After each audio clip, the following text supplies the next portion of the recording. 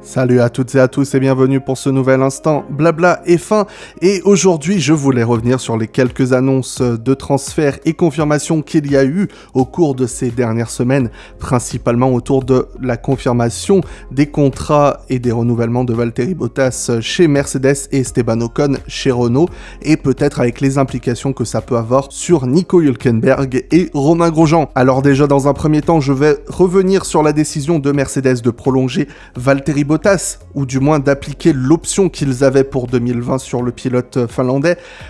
J'étais déjà revenu là-dessus sur le débat sur les pour et les contre de donner sa chance à Bottas ou Esteban Ocon dans une précédente chronique, et ce que j'en avais ressorti, c'était peut-être que Bottas était un très bon choix sur le court terme, mais que peut-être sur le long terme, Ocon pouvait être un choix qui pouvait s'avérer payant, et peut-être même payer aussi sur le court terme. Cependant, il semble que Mercedes a voulu miser sur la stabilité, et comme tout le monde l'a déjà dit, pourquoi changer une équipe qui gagne ? Chez Mercedes, c'est le cas actuellement, ils dominent cette saison, leurs deux pilotes sont en tête du championnat, et on peut s'attendre, à la vue de la nouvelle réglementation technique pour 2021, que la hiérarchie ne changera pas beaucoup en 2020 et qu'en conséquence, Mercedes s'attend à être toujours devant l'année prochaine. Au cours de ces 2 saisons et demie chez Mercedes, Bottas est un pilote qui a déjà montré ce dont il était capable, à savoir d'être un pilote pouvant décrocher des pole positions et des victoires quand l'opportunité se présentait, et cette saison, il a même été très proche et plus que jamais de son coéquipier, puisqu'en qualification,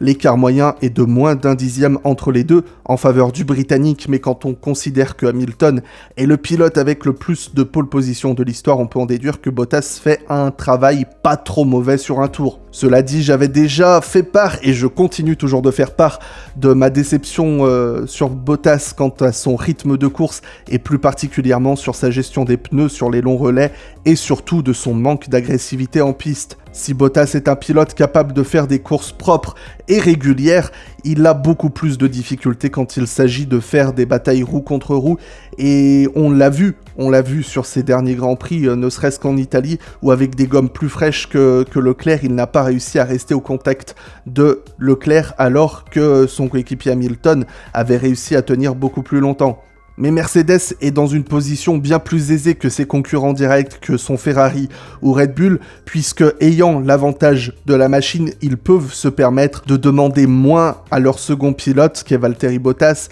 que peuvent le faire des équipes comme Ferrari ou Red Bull qui ont besoin de chaque petit point de la part des deux côtés du garage. En signant Esteban Ocon, Mercedes pouvait peut-être effectivement gagner énormément, mais pouvait peut-être se retrouver dans une situation à l'instar de Pierre Gasly, où Ocon aurait été vraiment misérable dans la voiture et aurait été à plus d'1 seconde du rythme de son équipier, ou alors dans une situation qu'ils ont connue précédemment avec Rosberg, à savoir avec un pilote qui peut très régulièrement aller embêter Hamilton et se retrouver dans une situation conflictuelle. On sait que ces années 2014, 15 et 16 ont été très difficiles chez Mercedes, même si la concurrence était très élevée. Car quoi qu'on dise de Nico Rosberg, oui, il a gagné un titre parce que Hamilton a souffert de défaillances mécaniques, mais sur ces 3 saisons, Rosberg a bien plus souvent challengé Hamilton que Bottas ne l'a jamais fait. Il suffit de comparer sur ces 3 années, à 2 reprises le titre s'est joué entre ces deux-là à Abu Dhabi,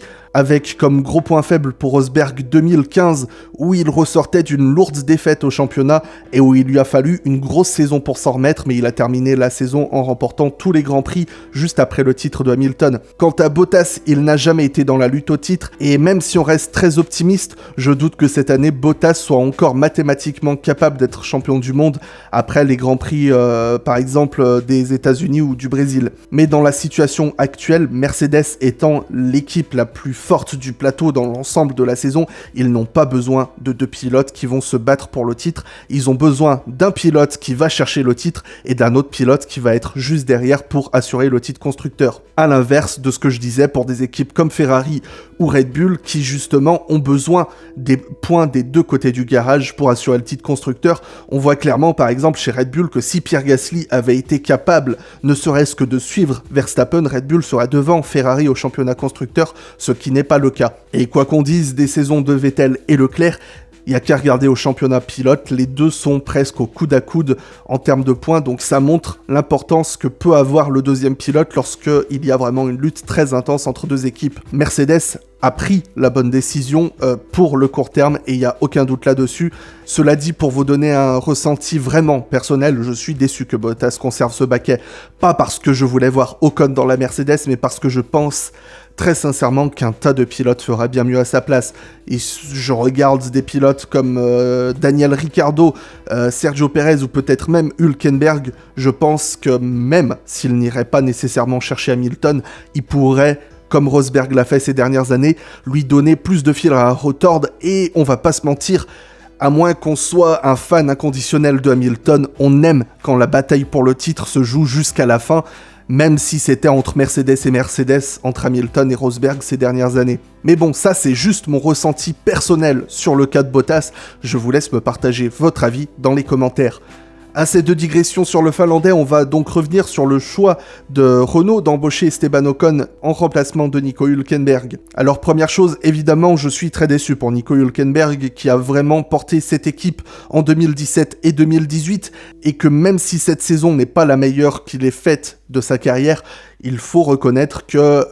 il est quand même dans le rythme de Ricciardo. On s'attendait et on voudrait que Hülkenberg mène l'équipe, mais Hülkenberg n'est pas dominé et écrasé par Ricciardo, donc ce n'est pas un problème de performance. C'est juste que cette année 2019 a été très difficile pour Renault, ça a été un très gros pas en arrière, et il faut que des têtes tombent, et malheureusement ça a été celle d'Hülkenberg. Mais ce n'est pas complètement illogique non plus pour Renault, même si Hülkenberg a apporté les performances ces dernières saisons, il faut reconnaître que l'équipe a besoin d'air frais, et que pour autant que je peux adorer Nico Hülkenberg, il n'a pas un caractère des plus faciles, on sait qu'il est assez cynique et assez salé, et à plus d'une reprise, il a déjà fait sentir sa frustration dans les médias de ne pas être là où ils auraient voulu être, et je pense qu'en interne, ça doit être assez compliqué de gérer ce genre de situation, et que peut-être pour le bien de tout le monde, on a voulu passer à autre chose et donner sa chance à un nouveau jeune talent, Esteban Ocon, qui va peut-être mettre quelques courses pour se remettre dans le rythme. Peut-être qu'en une saison, il ne sera pas au niveau de ce que Hülkenberg a été cette année, mais qui va déjà, ne serait-ce qu'en termes de morale dans l'équipe, apporter un vent de fraîcheur et aussi peut-être sur le long terme, confirmer les promesses de ce qu'il nous a montré chez Force India ces dernières années. Alors je suis désolé pour ceux qui pensent que Esteban Ocon a été un piètre pilote ces dernières années, et je vais peut-être vainement tenter de vous faire changer d'avis. Esteban Ocon a commencé réellement sa carrière en 2016, il a fait une demi-saison chez Marussia ou Manor, ou je sais même plus comment ça s'appelait. C'est pas une équipe dans laquelle on va faire ses preuves, mais si on regarde sa saison 2017, qui était sa première vraie saison,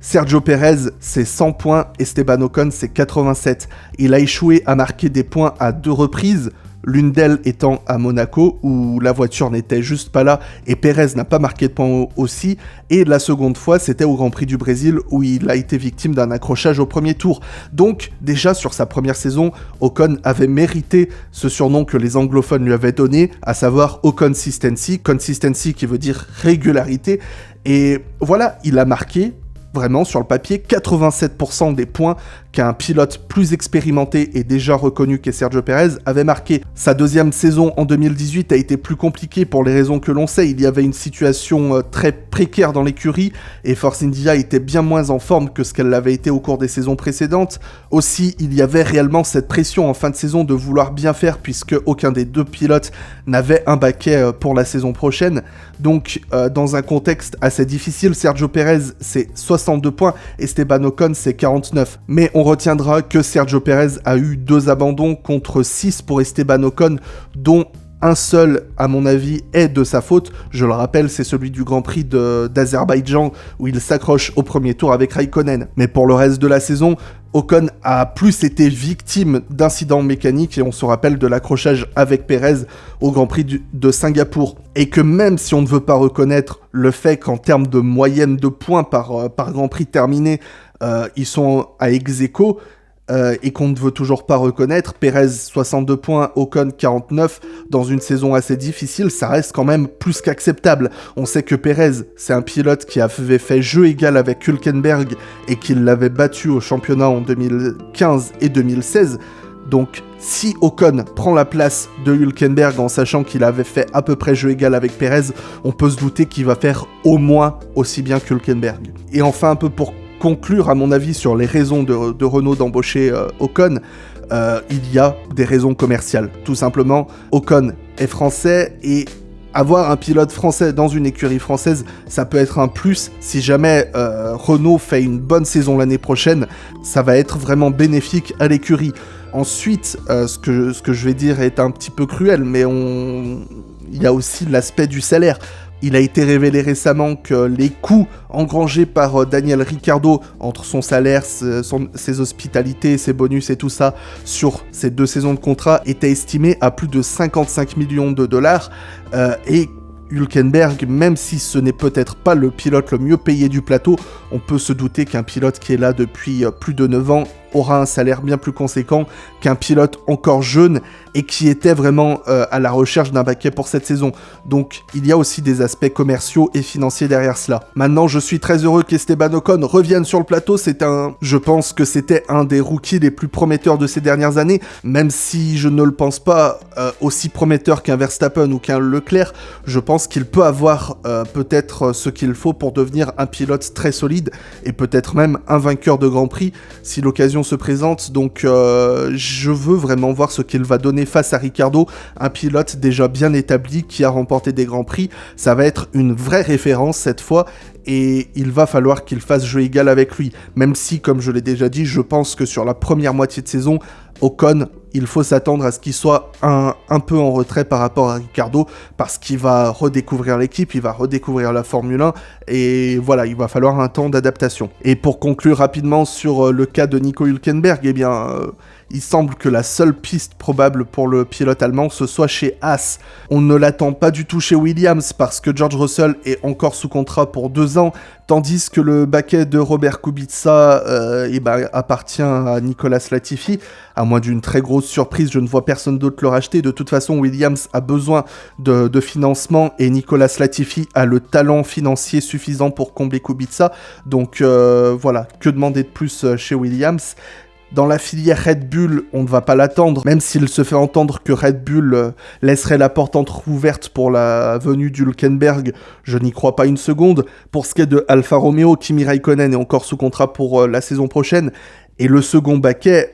tenu par Antonio Giovinazzi, est un baquet qui est sous la direction de Ferrari. Ferrari ayant énormément investi en Antonio Giovinazzi, je pense qu'ils vont lui donner une seconde saison pour faire ses preuves, même si sa saison n'a pas été merveilleuse, il n'a pas non plus été catastrophique sur la deuxième partie de saison. Et voilà, je ne pense pas que Alfa Romeo et Frédéric Vasseur auront leur mot à dire sur ce baquet, à moins évidemment qu'ils soient prêts à perdre tous les investissements de Ferrari juste pour prendre Hülkenberg, mais ça j'y crois pas une seconde. Donc pourquoi Haas aux côtés de Kevin Magnussen? Kevin Magnussen a été confirmé pour l'année prochaine, de toute façon il avait déjà un contrat pour 2020, et Romain Grosjean est sans contrat actuellement, et même si je pense pas que Grosjean ait fait une mauvaise saison, je pense que voilà, avec Magnussen ils ont fait à peu près jeu égal dans une voiture qui est ce qu'elle est, à savoir peut-être pire que les Williams d'ici la fin de la saison. Voilà, je ne pense pas que ça va être les résultats de Grosjean qui vont être la cause de la venue d'Hülkenberg, mais parce que ça fait 3 ans que ce duo est en place chez Haas, et un petit peu comme pour chez Renault, il faut peut-être que l'écurie pense à apporter un vent d'air frais en la personne de Hülkenberg, une personne qui a de l'expérience, qui revient justement de chez Renault, qui peut peut-être apporter 2-3 trucs, une nouvelle analyse technique, une nouvelle façon de voir les choses, et un vent d'air frais. Et pour ce qui est de la relation avec Magnussen, même si la relation n'est pas aussi tendue que ce que les médias veulent nous le faire croire et que ce qu'on peut le penser, parce que on a vu une fois un extrait qui sortait d'une interview où Hülkenberg est venu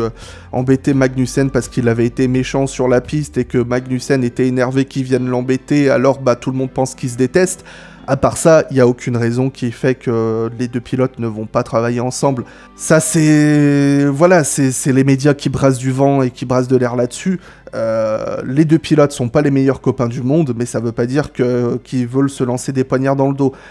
Donc, en plus, je pense que ce semblant de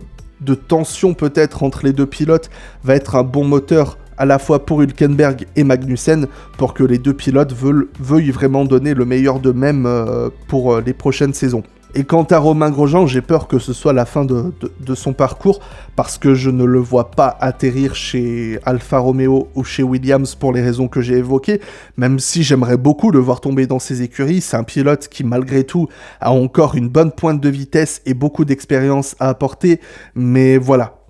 Ce n'est pas un pilote dont on a encore besoin, dont les écuries ont encore besoin, donc je pense qu'il va tomber hors du plateau pour la saison prochaine, et que ce sera peut-être la fin de sa carrière en Formule 1. Toute chose doit toucher à sa fin un jour ou l'autre, un petit peu comme cette chronique, oserais-je dire.